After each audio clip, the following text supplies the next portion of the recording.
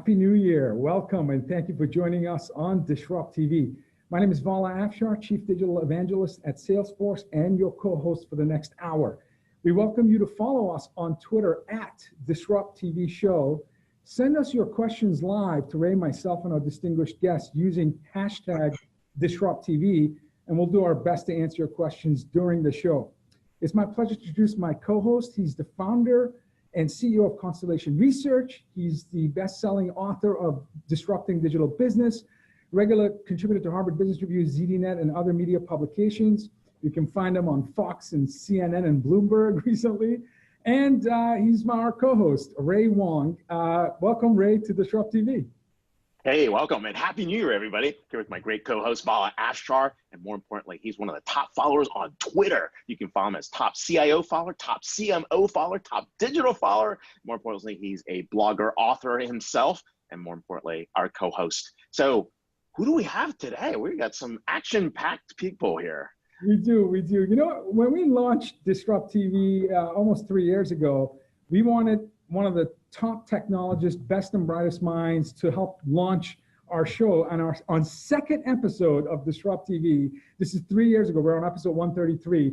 We had the privilege of having Crawford Del Prete, Chief Operating Officer at IDC, as our guest, and Crawford is back to share highlights and technology trends with us. He is the Chief Operating Officer at IDC. He oversees IDC's worldwide research, consulting, marketing, product management, and client services business unit. He's also responsible for IDC's Industry Insights business unit and IDC executive programs, especially targeted the needs of technology end users. He joined IDC in 1989, and today he's a leading authority on IT industry and comprehensive, extensive research on structure and evolution of information technology industry. Crawford is frequently quoted in publications such as Wall Street Journal, Financial Times, New York Times, and other leading media sources. He's a regular guest on Bloomberg Technology TV, offering insights and perspective on daily technology events. He is an amazing follow on Twitter, and you can tell he's an early adopter because his Twitter handle is Craw, C-A-W. Welcome, Crawford, to DisrupTV. Hey, thanks, guys, and Happy New Year, everyone. It's great to be back on the show. This is a really, it's just a good, way to connect with the audience, connect with the Twitter sphere, and connect with some really smart people. So Ray, Vala, thanks for having me back and look forward to participating. Hey, welcome, and let's talk. It's the beginning of the year. We always kick off, CES is the top of mind show that happens, and you guys have a massive presence at CES. You guys have a latest IDC CES 19 update. Yep. What was hot at CES? What was a flop? Yeah, so, CES always just a huge show. It definitely has expanded now into automobiles, into trucks, into automation, into AI. So, I think that what was really exciting at CES was to see Apple participate and not participate and kind of participate with the Samsung announcement. I think it's just really interesting to see Apple kind of wake up a little bit from the walled garden approach and say, look, we're gonna participate on their smart TV platform. We're gonna be able to bring the Apple TV experience to that platform, and I think that was just a huge part of the news, Ray. Obviously, another very big part of it was AI everywhere. We see it now. It's moved into the home. It's moved into home gadgets. It's moved into so many different parts of your life.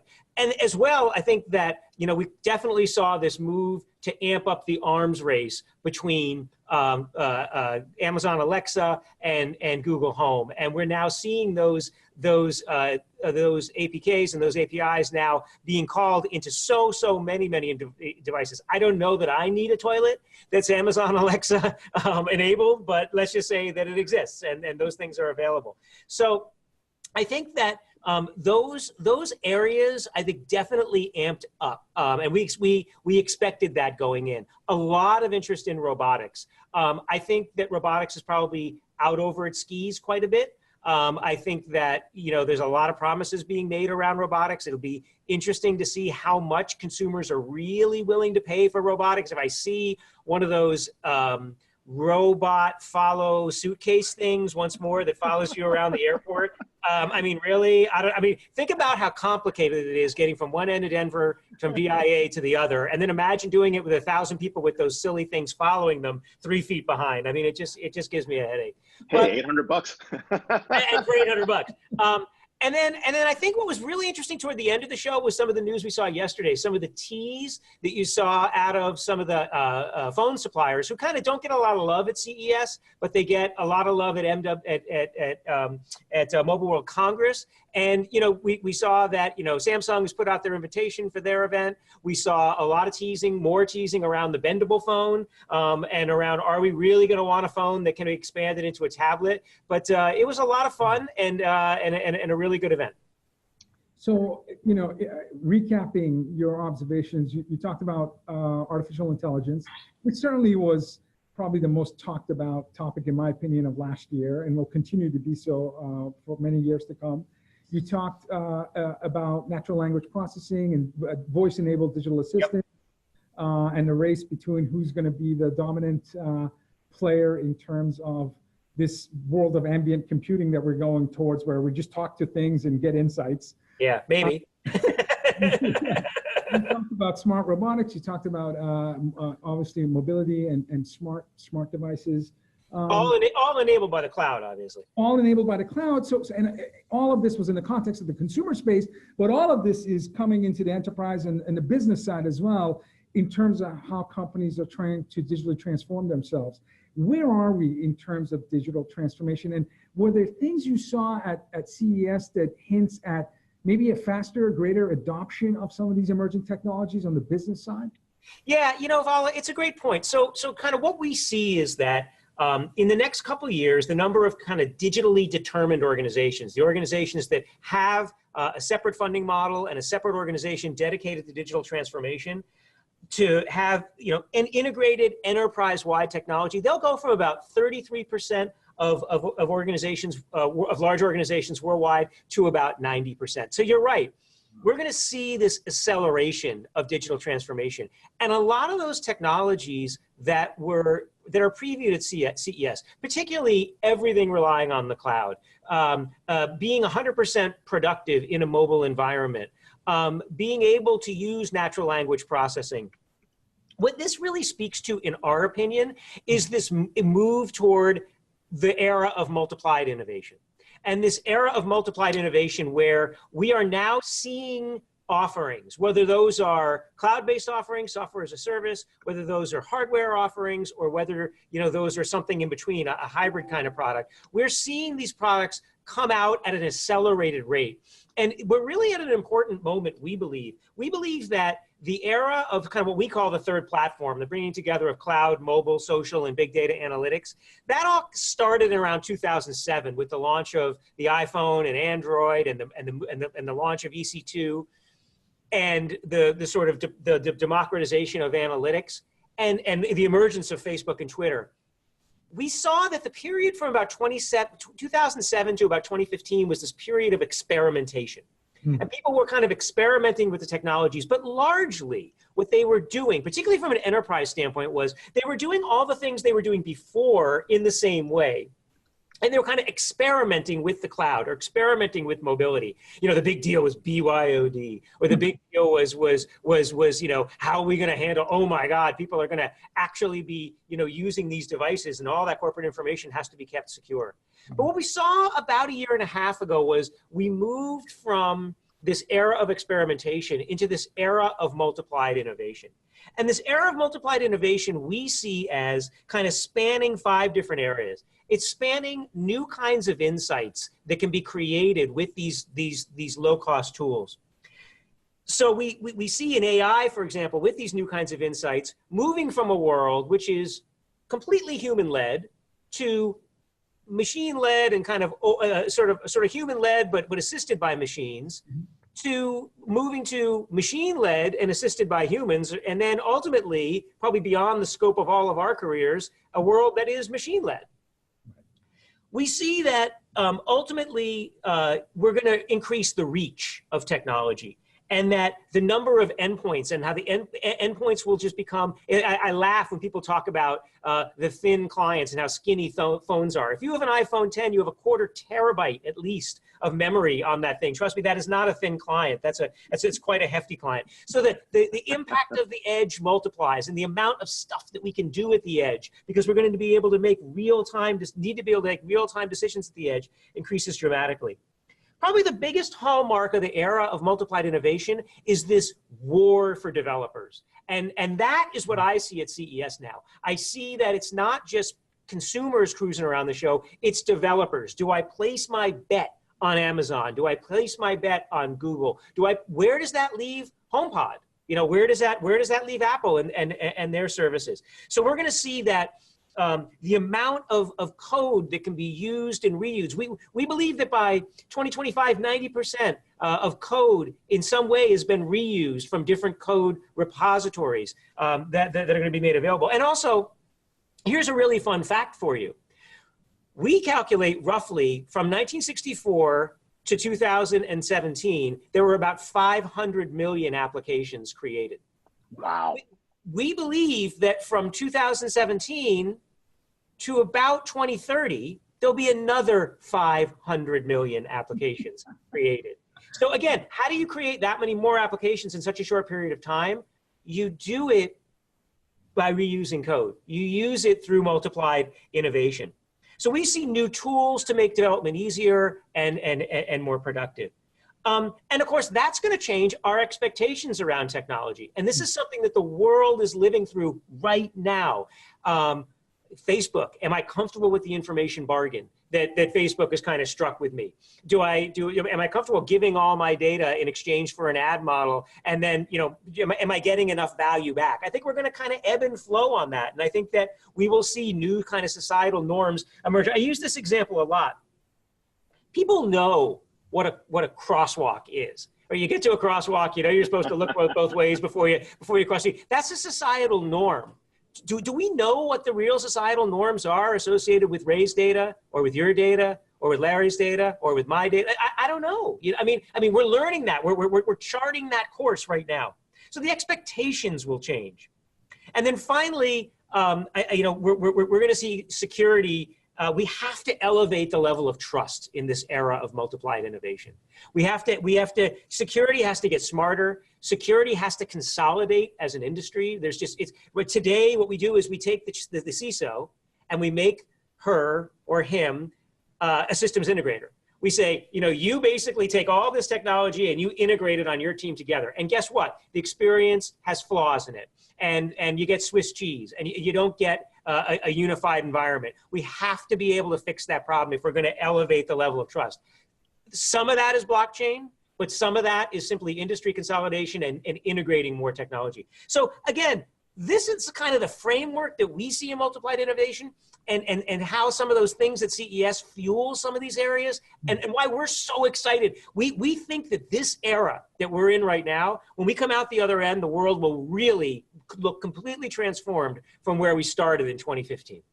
You know, and that's really exciting, right? I mean, if you're talking about, this is beyond where people are talking about a fourth industrial revolution or something. I mean, you're talking about every major industry being transformed, right. Everything being built around data, and you know, everyone having to get a next best action and decision support coming from some level of machine or device or whatever's put into your head or even your body, right? So that creates Yeah, it's so cool, Ray, and you're absolutely right. This is, you know, it's unfortunate that the world has sort of whitewashed digital transformation on everything, because the word really, when you unpack it, means so much. We are this, you know, and I think Vala and Ray, you know, maybe you've heard me say this before, but I'll say it again. You know, we've all been around this industry for a while, and this is an amazing time, because heretofore, up until 2015, 2012, technology was used to solve horizontal business problems that every industry has sort of had. And we created really, really complicated names to do simple things like ERP or HCM, right? But now, to your point, Ray, technology is being used to solve problems in industry. And it's not being used to solve technology in industry with specialized stuff. It's being used with stuff that you can have off the shelf and develop with low code or no code tools. And that's the difference. We don't need a specific point of sale terminal with specific point of sale software. All that can be developed on existing stuff. And that's just a simple example. You can change the patient experience. You can change the immigration experience. You can change all those things. Passports are like one of my favorite, right? I mean, we all have like the fancy, we pay extra and we get the way to easily go through security at customs. But the reality is for the common person, right? They go through security and they stand there and they get scanned, and there's this $1 million scanner that scans them like this. We all know where to put your feet, take your belt off, right? But then you get to customs, right? And the 1930s call, and Humphrey Bogart is there, and you have to take out this piece of paper that they stamp, right? And it's like, that's going to be the most secure way to figure out whether or not you came, whether you came into the country.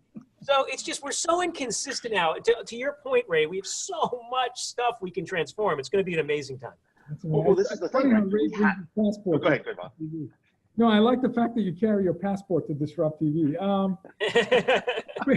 So with IDC's prediction of 500 million new applications, and very likely these applications will have large portions developed outside of IT. You have this great citizen developer movement. The fact that IDC predicts by 2020, 30% of enterprise will use conversational speech technology for customer engagement. By 2024, AI-enabled user interface and process automation will replace a third of today's screen-based apps. All of this incredible acceleration and scale. I'm wondering, how often do your clients engage you, Crawford, in terms of advice on not just modernizing existing processes, but new business model innovation, new ways of acquiring revenue through different sources that don't exist today? Because frankly, the disruption will come not with a faster, simpler gadget, but perhaps what Netflix and Uber and Airbnb and even Salesforce 20 years ago, business model innovation and disruption.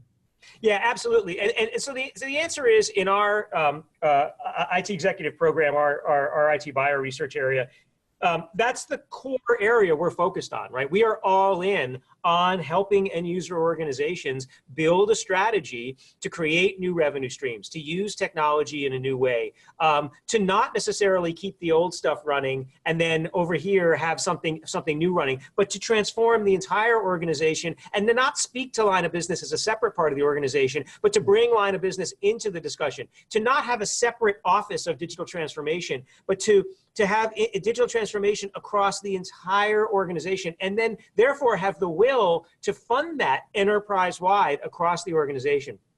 So the short answer is, it is our most important practice, and it's where we spend the majority of our time in one of the fastest growing parts of our business. Because digital transformation is a boardroom topic now, right? Absolutely. Well, it's even more than that. It's a boardroom fear, right? Because it's like, oh my God, what's going to kill us next? And now it's becoming an enterprise conversation. Becoming a conversation across the internet. What are we going to do when someone, starts, rethinking all the processes that we brought to market for the last 50 years? And that's stuff that we think about all the time in terms of across all of the 6 different industries that we cover here at IDC. And it's how we bring it all together in our digital transformation practice. And one of the core things is really these AI skills too that actually have to be there. I mean, we're missing AI skills, data science skills. I mean, people know this, right? I mean, a PhD in data science and AI is getting picked up at a Google or Facebook for like 2.2 million a year. That's like 22 people, right? Yeah. A master's is getting picked up for like 1.1 million. Right, and well, we should all change our LinkedIn profiles. But the point is, but how are companies going to get there? Right? What's the skills gap going on between those who are actually amassing all those scientists and those capabilities and everybody else? Yeah, so the skills gap is dramatic. And to your point, Ray, and that's why we think that over time, again, if you think in decades, we will solve this problem with better education. Hopefully, thinking about how as a globe we can all work together and make it easier to work in different countries. But additionally, This is why AI has to capture the value of the cloud so quickly, because the smartest people have to be creating those kinds of solutions. So similar to what I was talking about with security, where the CISO can't be the systems integrator. Well, the folks who are creating these line of business offerings at companies, they can't be a total systems integrator, and they also can't expect to grow a sequoia from seed, right? They can't do that within their organization. They have to be able to use these cloud services, to use advanced AI-tuned engines so that they can get those decisions so they can get that data to the point of decision faster and faster. So I think that the massive scale of the cloud has to kind of put the red cape on and assist here, because you're right, there just aren't enough people to do it, or we're going to stall. And I don't think that's a good enough answer. No, and a lot is happening, and a lot happening in those skill sets. We can talk about this for hours. We are here I know. with Crawford Del Prete, Chief Operating Officer of IDC, among many other talents. And of course, you can catch the research at idc.com and follow on Twitter at Craw, C-R-A-W. Thank you for coming back. Happy New Year, man. Thanks. Happy New Year, guys. I look forward to seeing you in the Analyst Travels, and I wish you all well. Have a great 2009. Thanks for having me. Thank you, Crawford. Woo-hoo. Thanks, guys. All right. What a way to kick this off. You're absolutely right. We could talk hours with Crawford. Just ton of insights. My head is spinning. But so as we talk about all this technology and how technology will transform sectors, industries, companies, organizations, individuals, at the heart of it, we need individuals to be happy, to be inspired, to be motivated. And that's where we have a world-leading expert joining us as our second guest, Annie McKee, PhD, best-selling author, an incredibly respected academic, speaker, advisor to top global leaders. Annie's latest research was just published in her new book, How to Be Happy at Work. Boy, can every one of us benefit from that. The Power of Purpose, Hope, and Friendship. It was published by Harvard Business Review Press. As a coach to executives and Fortune 500 companies and organizations around the globe, Annie uses a person-centered approach that helps leaders develop their emotional intelligence. I want to know Annie's definition of emotional intelligence, enhancing their strategic thinking abilities and building resonant cultures. Annie is a senior fellow at the University of Pennsylvania, where she teaches and leads Penn CLO Executive Doctorate Program and MedEd Master's Program. Annie's books include 3 bestsellers published by Harvard Business Review: Primal Leadership, Resonant Leadership, and Becoming a Resonant Leader. She's also a prolific blogger featured on hbr.org. Another great follow on Twitter at ANNIEMCKEE. Welcome, Annie, to DisrupTV. Thank you, Vala. It's an absolute delight to be here, and wonderful to listen to Crawford for the last 20 minutes or so. It's such exciting times we live in, and we've got so much to learn, actually, about how we can be at our best in an environment that is changing so fast and will continue to change as fast or faster over the coming decades. Very well said. No, this is awesome. And especially think about the change and the transformation required. It still does come down to people, right? And at some level, it's augmenting those individuals. So what does it take to succeed at work today? What's required here?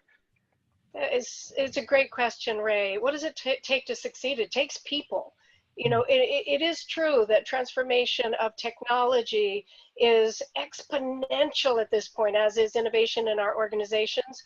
But ultimately, until we get to that machine-led world, which I'm not sure we're going to see in its entirety, at least not in our lifetimes, we've got people doing the work. We've got people dealing with the changes. We've got people making the decisions.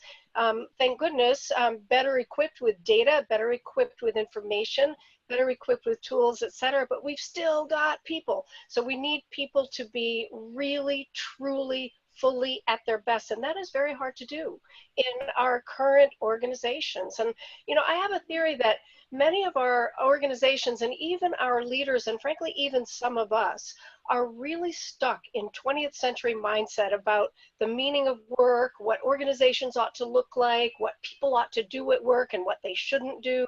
So let me give you an example. So we're talking about transformation in the skills gap, right? And that is so real. In fact, some of us believe that some of the social unrest that you see in the middle classes around the world is because of the skills gap, and people feel left behind. And all this hearkening back to days gone by, which is never going to happen, by the way, is partly because things have changed and people feel left behind on the learning curve. right? Especially in the workplace. So it's really, really important. But our organizations are not equipped to teach people. Our organizations are not equipped really to help people learn. Our organizational cultures don't reward trial and error, which is part of the learning process. And if there's one thing that I hear most often from the senior execs that I work who are kind of grappling with these problems, because we all know they're there, right? It's that we've got to change our culture so that we support people to learn, grow, and change. Then they can be at their best. Does that make sense to you, Ray? Oh, it does. And I think the important part is really, I mean, we haven't been always aware of what's required for people to be successful and the environment around them. So. Yeah. Let me speak to that if I could. That's really true. And again, going back 100 years or so, when we started looking at how people manage in the workplace and all of that, quite frankly, some of what came out of the academic research, as well as what was happening in organizations, was nothing short of archaic. That organizations should look like a pyramid, that the person at the top has the most information, and as you go down, you have less and less and less. That's not the way it is anymore, if it ever was, by the way. I've always thought that the farther down you go, the more intelligence you have about what needs to get done at that level in the organization. So in the last 20 years or so, my colleagues and I have really been looking at what it takes to be successful at work, especially when it comes to working with others, working on teams, leading organizations, whether you're doing that formally or informally. And we've discovered that there are a few things. First of all, in today's world, you've got to be intelligent and you've got to be continuously learning. That is absolutely a given. You've got to understand your industry. You've got to understand how technology informs your industry, what's happening, what's coming down the pike.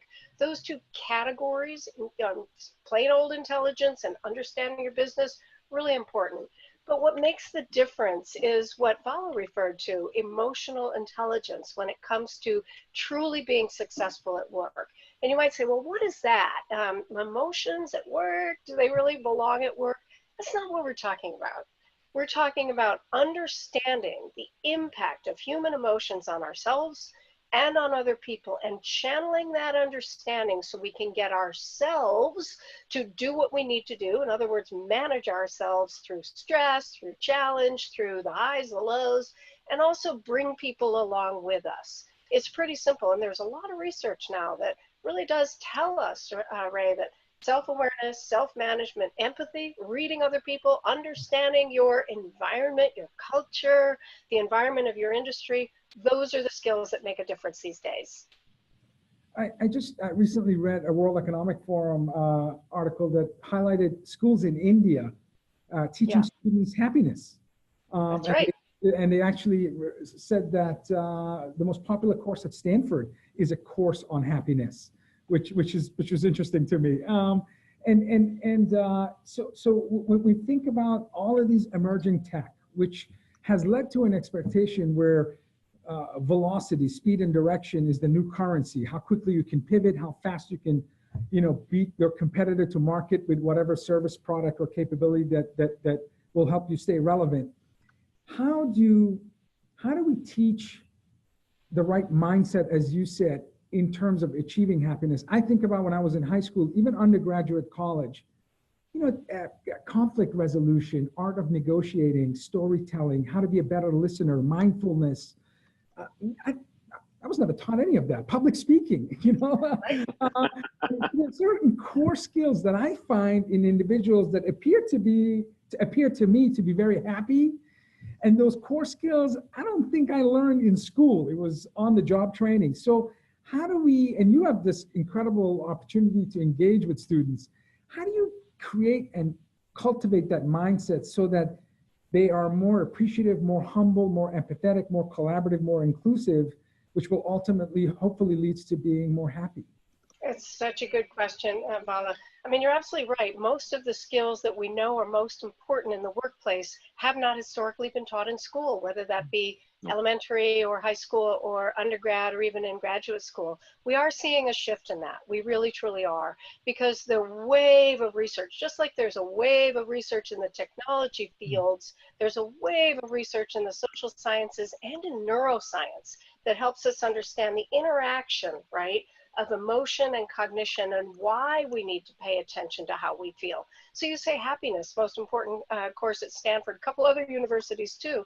That's because people know they want to be happy at work. Let's just get really practical about that. And what we're finding out is that when we are happy, and by that I mean enthused, excited, appropriately stressed, appropriately challenged, sort of ready to go, hopeful, yeah, feeling like we're making a difference, that's when we can draw on those great brains of ours and be and do our best.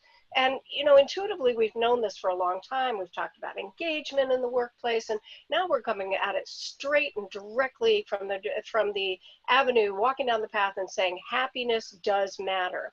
And along with that, we've got to look at the skills that allow not only us to be happy, understanding what matters to me, making sure I live my values, making sure I have impact, being hopeful. You know, having a positive outlook is a tendency that we may be born with, but it's also a skill.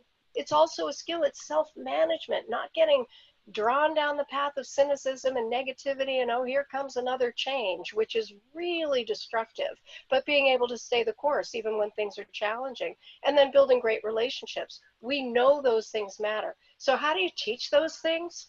Honestly, I'm not so sure you teach them as much as create an environment where they can be learned. Right? That's in the classroom for sure, whether that's a university classroom. So instead of, you know, faculty members or teachers standing in the front of the class, right, telling people what they should know, we create experiences where people can use what they already know to take them that next step and understand what they need to do, be, and learn in order to be effective from the human standpoint in our complicated, exciting organizations. In the workplace, what does that mean? It means learning how to manage so that we're bringing out the best of people. Okay, so maybe you're in an organization where your culture is not the best. It happens. In fact, it's pretty common. Maybe you're even in a company where the culture is toxic. Does that mean you have to give in? No. What do? You look around you, think of yourself as a lamppost. You're shining a light, okay? That light is the definition of how big a circle you can draw around the people that you touch and create a culture with and for them. I call it a resonant microculture, and it's really important. Think about this. If enough of us did that, even the most toxic companies would change. Right. We had Seth Godin on our show, and Seth Godin said that people are not afraid of failure, they're afraid of blame. So do you think that, can you be happy if your boss is a curmudgeon? Because happiness needs to come from up down in order to create a holistic, productive culture. Yeah, well, I do think there's something to be said for that. And happiness and engagement at work comes as a result of top down and bottom up. Yeah. What I really push people to try to understand is that there are times we cannot control the people above us or the people around us. There are times when we're just not going to win. And the first solution is not quit my job, because a lot of us can't do that, right? We can't do that. Yeah, we can. Real responsibilities, kids to raise, mortgages to pay, rent to pay, whatever it is. The first thing we need to do is to look inside and say, what can I do to change my mindset and get better at what I do? What can I do to make it better for the people around us? Now, I don't want to be Pollyanna either. I mean, I personally have worked for one of those guys that you were just talking about, and it was a horrible experience. I was a nightmare. I don't even know why he hired me. He hated me. I don't know. That's another. I don't know. He's a nutcase. All right. Let's hit another topic. Let's hit another topic that's taboo. So, Exactly. do you really need friends at work, right? Or should we just stick to the professional relationships, right? Let's just get there. We do our job. There's no need for the other piece, right? Yeah. What's your take on that? Good question. There's a notion, in fact, that you should not have friends at work, that if you're friends with people at work, you can't be objective, you won't get your work done. I think that's a total myth. And I think it's garbage, frankly.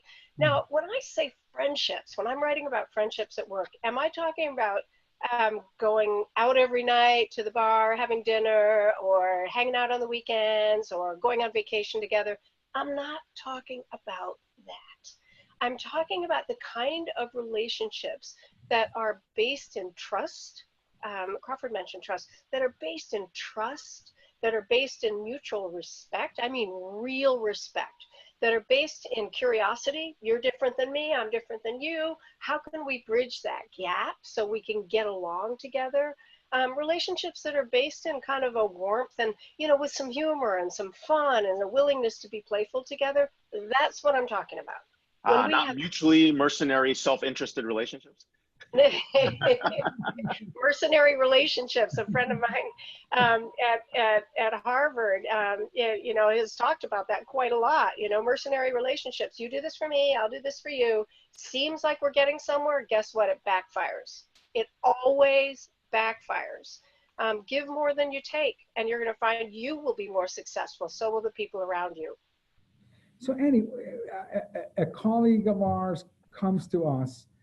They're very unhappy, and they share with us that they're starting to look at other employers. What's the best thing we can do in the near term when somebody comes to you for advice and they appear to be very unhappy, but you don't want to lose them because they're smart and they're productive?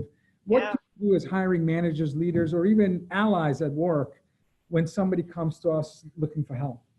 You know, going back to the conversation that you had with Crawford, you were all very correct, very right when you said that really what it's about right now is getting the best developers, the best people you can possibly have in your organization. You know, let's say you do get one or more of these people, you do not want to lose them. Right. Now, you also don't want to put them up on a pedestal and make, you know, everybody think they're gods, because that backfires too. They crash, right?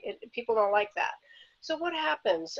Somebody comes to you, a really, you know, powerful, positive, great addition to your organization. You know, when I'm coaching people, what I do is, first of all, try to get to the bottom of the problem. What really is the issue? Because by the time somebody's recognizing that they're unhappy at work or disengaged or bored or whatever it is, it's probably been going on for a while. And it's probably magnified in their mind and actually gotten bigger than it is, and maybe a little kind of, you know, squirrely. We're not really sure what's what, and it's hard to tell who's at fault and that sort of thing. Get to the base of the problem. Does it really come down to the nature of the job? Okay, then let's try to figure out how to change that job. Does it come down to one really toxic relationship? All right, what can we do about that relationship? Does it come down to a cultural problem where it's really negative or kind of toxic around here, or people are a little bit backstabbing? Okay, is there anything we can do about that? If not, and sometimes the answer is no, if you're a senior leader, boy, you better be fixing that stuff. That you really should. But down below, man, a lot of us can't do too much about it in terms of the larger organization. But back to this idea of creating resonance where you can. It's amazing how much different you feel about your job when you're actively stepping in and trying to make it better. So I try to get people to look at different levels of the problem, so to speak. You can assume the problem's real because there are more toxic organizations than there are resonant, and there are more, frankly, bad managers than there are good managers. So let's assume the problem's real, and then let's unpack it, you know, from a systems perspective. What do I have to do with this problem? What do the interpersonal relationships I have? What about the team? What about my manager? What about the culture? And then start getting very, very practical and attempt to make some concrete changes in what we do. So that's where I start. And honestly, it usually makes a big difference. If nothing else, it buys you some time while you can start, if you happen to have the power in the organization, if you happen to be this person's manager, making some changes that actually will make everybody more effective and happier. And where have you been all my life? My God. That's such sage advice. Wow. Awesome. Very good. Very good. Well, we can all use a dose of happiness, right? Absolutely. Absolutely. You've got a great post here. I mean, for how leaders combat fragile self-esteem, imposter syndrome. Oh, yeah. We've only got a little bit of time. Talk Oh, about that's what a that is. huge one. Yeah. That's a huge one. Huge, a little bit of time. The biggest problem I have seen in my entire career in managers, including senior managers, it doesn't matter where they are in the world, men, women, what age, it doesn't matter, millennials all the way up to baby boomers, is insecurity. Insecurity. We're all insecure. Let's get over it. Let's get over ourselves. And it is so, so common. So if you happen to be in a management position, recognize that. Everybody around you is a little bit insecure about something, so are you. Start praising people more. It sounds so simplistic. A thank you, a smile, a word of appreciation. It's unbelievable what a difference that can make in people's self-esteem. Wow. We are here with best-selling author, the doctor herself, Annie McKee at ANNIEMCKEE. How to Be Happy at Work, Resident Leadership, Empathy, Becoming a Resident Leader, and the New Leader's Transformation, all from Annie McKee. If you haven't had a chance to check it out, and check out her website as well at anniemckee.com. Thank you for being on the show, and definitely learned a lot from you today. Thank you so much. Just a joy to be here. Thank you. Thank you. Have a great weekend. Wow. Technology. Wow. Happiness. Wow, that's terrific. We've gone from tech skiing, really good advice. That was really tech skiing to leadership to what do we have next? Well, I've called him first ballot Hall of Fame inductee to DisrupTV, and Ray and I believe one of the happiest guests we have on the show. Yay. It's our pleasure to have Larry Dignan, global editor-in-chief of ZDNet and Smart Planet, as well as editorial director of ZDNet's sister site, Tech Republic. From all the technology analysts that watch DisrupTV, he's one of the most popular guests. We always get questions and requests. When is Larry coming back on Disrupt? So thank you for being here. Larry has covered technology, financial services industry since 1995, published articles in numerous large industry-leading publications. He's an amazing follow on Twitter at LDIGNAN. Welcome back and Happy New Year, Larry, to DisrupTV. Hey, good to be here.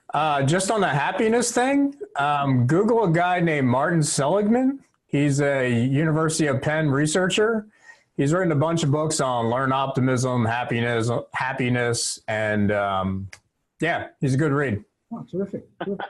We will check him out. He's the psychology professor from Positive Psychology Center. If I remember, that's where he's from. Yeah, so, yeah, it's very interesting stuff. Very, very interesting stuff. All right, let's go back to CES, right? Do I have to? Anything interesting? I know. I was there for like 10 hours. I walked out earlier. I was like, do I need another smart speaker? No, but seriously, right? What'd you get out of this for CES this year? What were your big takeaways? Well, first, the biggest takeaway, to get takeaways, it helps not to be at CES because it's just a big mashup of stuff and you really can't follow the trends too well if you're actually there. It's kind of a weird dichotomy. CES to me was a bit of kind of hit with a thud. And my theory about this is, yeah, there's a lot of AI, there's a lot of platform stuff, a lot of 5G things. There are a lot of developments that are interesting, but what I've seen over recent years is software kind of devours everything. Software is just not as much fun as hardware at the end of the day, right? Like for that emotional response where you're sort of like, oh, here's some gadget lust, I gotta have this thing. You never say that about software. You don't say that about AI. You don't say that about iOS. You don't say about CV2X, which is, connecting smart cities and cars. So I think it's a fundamental challenge for a show like CES, right? Because most of the interesting stuff was, health and wellness. So, but a lot of that is simply embedding AI into toothbrushes and treadmills that help you train better or whatever. But without that real hardware thing, it's really tough. If you don't have that like physical thing where you're like, gotta have it. This is awesome. This is innovative. The latest 35mm roll counter. Exactly. Pretty cool, right? And I think that's a challenge for the whole tech sector, right? I mean, I think it's a challenge for the smartphone industry, right? Like there's reasons we're not upgrading as fast. A, because the phones cost too damn much. But the other one is that they all kind of look the same, right? I mean, you can only give me a better camera so many years in a row before I get bored. And everything's kind of good enough, right? So, you know, I mean, it's a software versus hardware thing. And I think that's really a big challenge for, you know, shows like CES and things that used to be hardware based, right? And you can see how they've shifted to like cars and robots and drones, but that's kind of played out now, right? So it's a tricky time in tech because all the hardware, I mean, the one interesting thing I thought that was really cool at CES was that roll-up TV from LG. Oh, yes. You know, I know on our sister site ZDNet, that got a lot of attention. That was pretty damn cool. But that again almost proves the point, right? We weren't talking about the Roku. We weren't talking about, you know, AirPlay on the TV. We weren't talking about the software. Who cares? It rolls up. That's kind of cool. And it's 8K. Right. And I think as things become more apps of apps and cloud and this and that, and it's a harder sell, right? Because you want to see something, you want to touch something, you want to go, that design kicks ass. And people are trying, right? The companies are trying.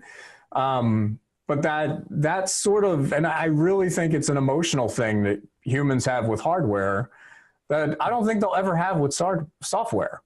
Like we just don't, you know, I mean, maybe you'll fall in love with Alexa at some point, or God forbid Siri, but until then, it's really hard it's hard to get enthusiastic about software, even though it's the most important damn thing on the planet, really.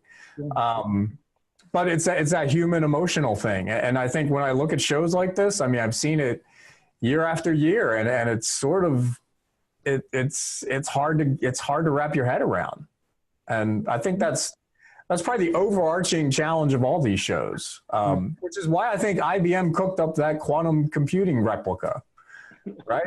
It's in that big glass case. It's got technology I don't even understand. I do know it has to get to absolute zero, and you can't knock on the window because things will blow up, and it's very delicate, and you know. But hey, they put some hardware into that thing, and they're actually going to try to scale that. So to me, that's interesting, right? You know, what, a hug a quantum computer? No, but I mean, you need something to talk about, right? It was pretty interesting. But it may or may not hug you back. So yeah, it's interesting because it actually had hardware. They're actually trying to build a system where before they were all science projects, right? So you mentioned smartphones, and you know, Apple wasn't there, but they were kind of there. You know, it was a nice billboard, and Samsung in February is going to have a reveal. And so the question is, given that we're looking for that next cool thing, does it have to be foldable? Does it have to have 5G? What is it going to take for, let's say, Samsung to move the needle of excitement around a Galaxy S10, or for Apple to make news when it comes to, you know, a mobile phone? Well, I mean, I think the foldable phone thing, it's a very interesting idea. And it's one that I'm almost born to ridicule. But I also ridiculed phablets, and guess what I'm carrying around? A phablet. So I'm not going to doubt them. And for me, it's pretty interesting stuff. It's all about the price point, though, right? I mean, I think we're already pushing the ceilings of what people will pay for a smartphone. And I have a hard time picturing, you know, let's just say, okay, so the Galaxy Note 9 will run you, I think it's $1,400 if you get the, you know, one you can upgrade to a terabyte and then you toss an SD card, you know, whatever. It's a lot. So now you do a foldable one, right? You're basically paying for two of those puppies. So are we looking at $1,800? I don't know. But you get to that price point where you're like, not feeling it, right? It's a big expense. So I think that's the pricing thing is going to be the challenge. And the other challenging with a foldable phone is simply going to be the marketing, right? Samsung historically hasn't been great at telling narratives. That's kind of Apple's job, right? So that's that'll be interesting to watch too. But again, it's because it's a foldable phone.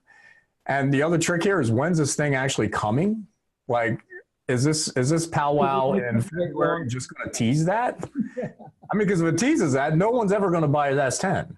Like, I'll be like, nah, I'm waiting for that. I'm waiting for 5G too. Matter of fact, I'm waiting for a bunch of things. Don't worry, 6G is coming. 6G is coming.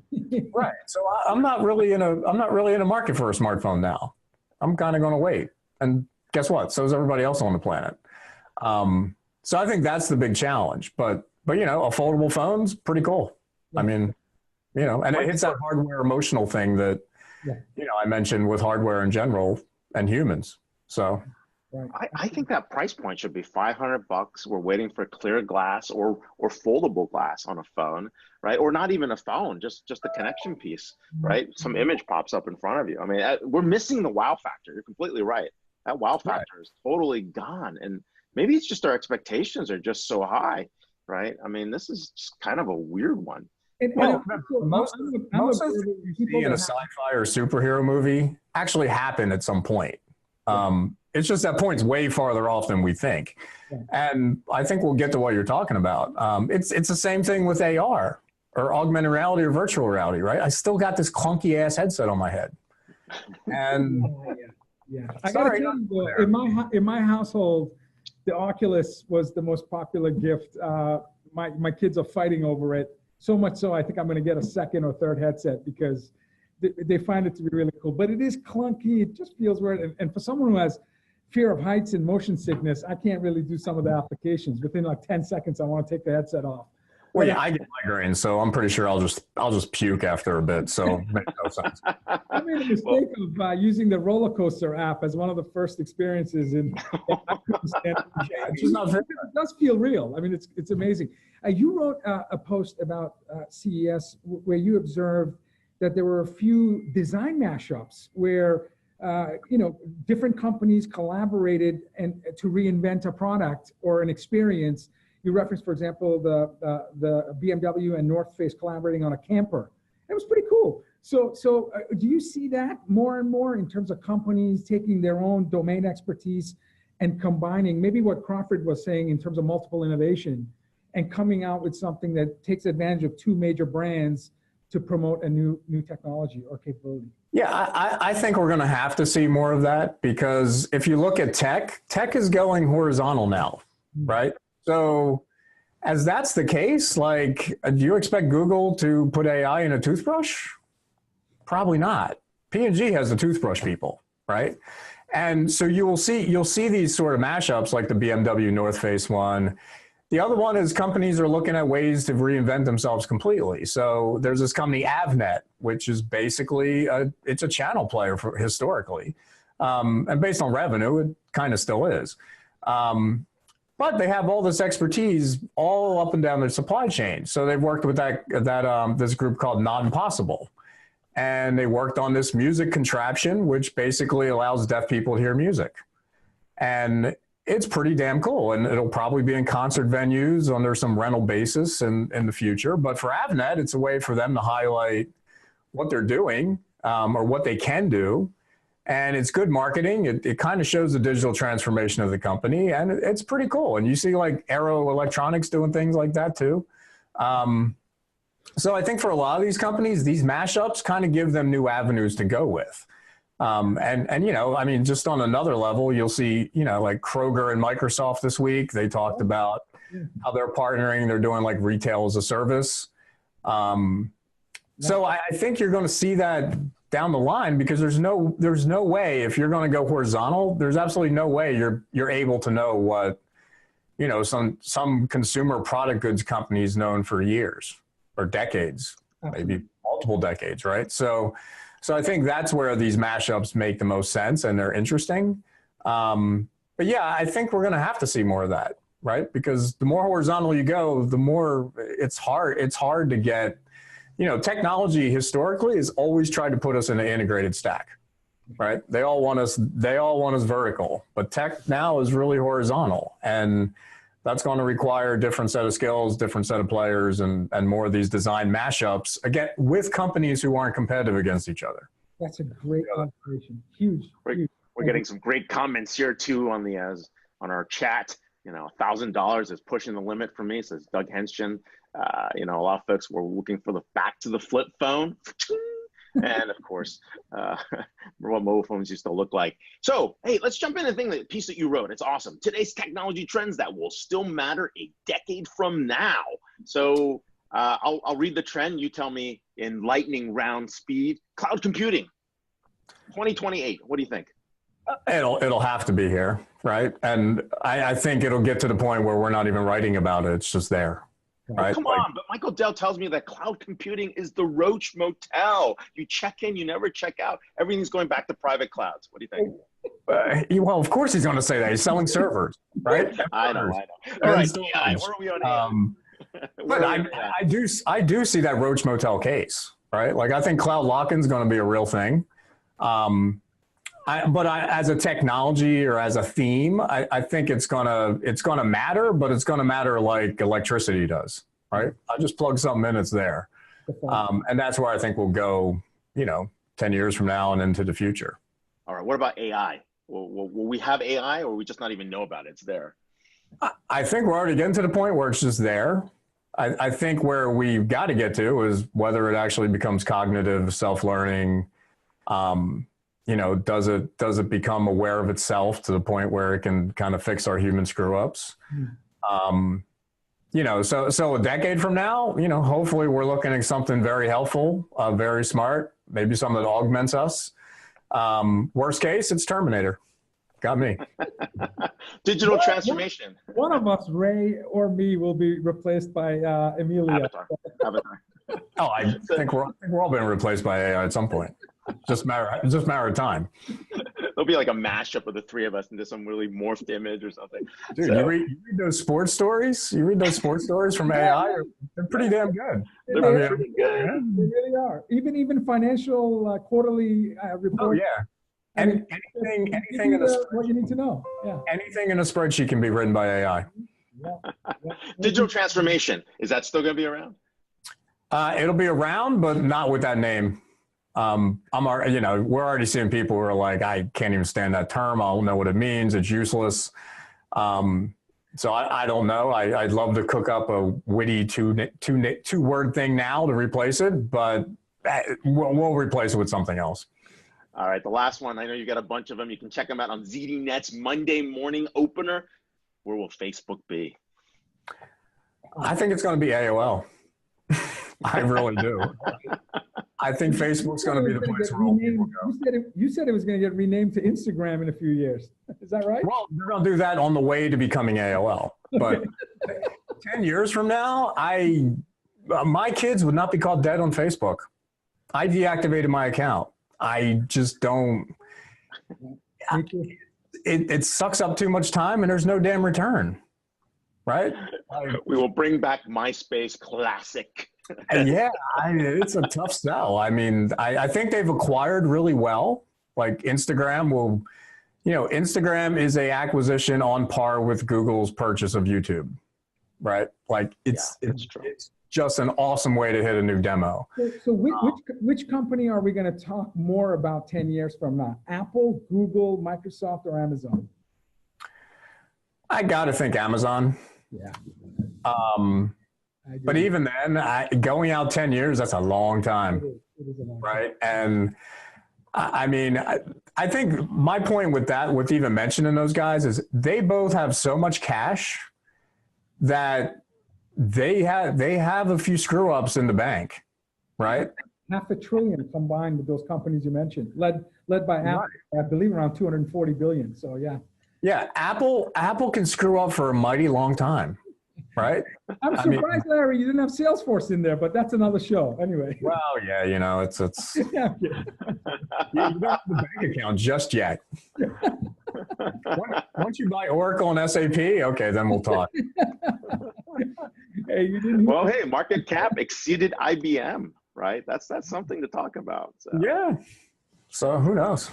IBM will still be here. They'll be cooking up some innovation that everybody else will profit from, and they'll get the services revenue off it and go. They're really good at category creation. We have to give them that, right? They create categories. Great at it. So, Love that. whether they monetize on the back end, that will always be debated. Right, different story entirely. But that research team rocks. Now you know why the tech analysts want you on the show. I think we want to have you as a regular, even more than today. So really appreciate your insights.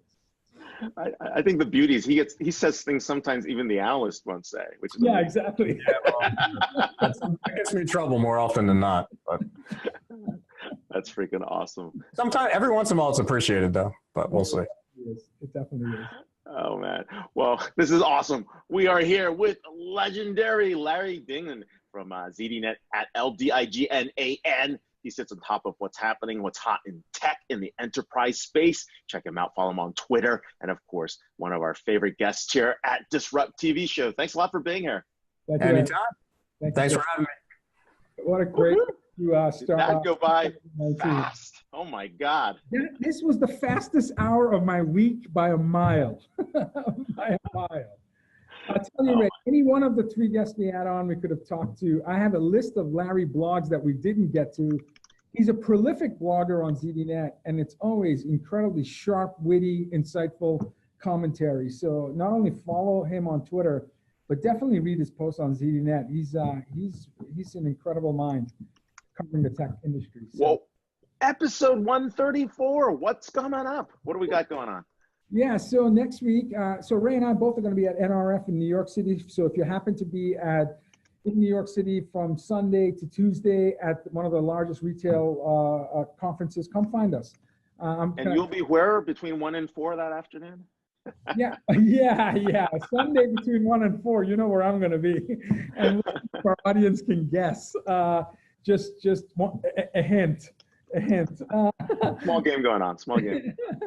And but after we both come back from NRF, we're going to talk to Tim Springer, CEO of Level Access. We're going to talk about Angela Blanchard, President and CEO of Baker Tilly, expert practitioner, community builder. She's won one of the highest citizen awards recognitions from our president, former president.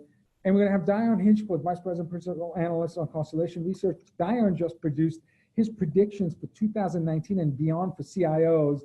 And I'm telling you, it's on my top 10 must-read list of research. And an iconic graphic. Iconic graphic, exactly. I heard this was the most passed around, I heard some rumors, most passed around graphic on some chatter group maybe, but just letting you know. No, it is. It's about functional responsibilities, operational responsibilities. It's an incredible, I'll use the word mashup of external, internal predictions as it pertains to IT and the changing role of the CIO. And of course, he starts his predictions with, there is no better time for CIO to be a critical advisor to a CEO. So, because every company is a tech company, therefore CIOs have to carry that mantle. Anyway, I'll let him talk about his incredible research. So another jam-packed, insightful episode next week. If it's Friday, it's Disrupt TV. Closing remarks, Ray. Hey, 11 a.m. Pacific, 2 p.m. Eastern. Catch us every Friday, except for the Friday we're going to be at Davos Live. And more importantly, you'll catch our anniversary show coming up soon. So we have some special guests for that. So, hey, everybody have an awesome Friday and an awesome weekend. Thank you for watching.